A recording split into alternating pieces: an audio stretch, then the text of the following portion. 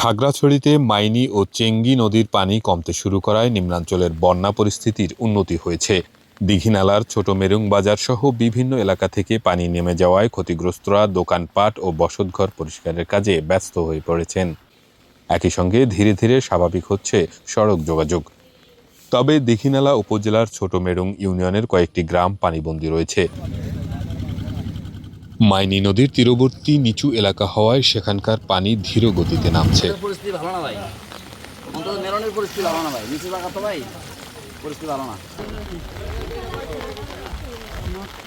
বন্যা কবলিত ২৫০০ ক্ষতিগ্রস্ত পরিবারের মাঝে খাদ্য সামগ্রী বিতরণ করা হয়েছে। অন্যদিকে আশ্রয়কেন্দ্রে অবস্থানরত পরিবারের জন্য রান্না করা খিচুড়ি বিতরণ করছেন স্থানীয় বিএনপি নেতাকর্মীরা। প্রশাসনও শুকনো খাবার দিচ্ছে আশ্রিতদের মাঝে। পুরো জেলাতে ২৫০০ প্যাকেট করেছি এবং আরো করব।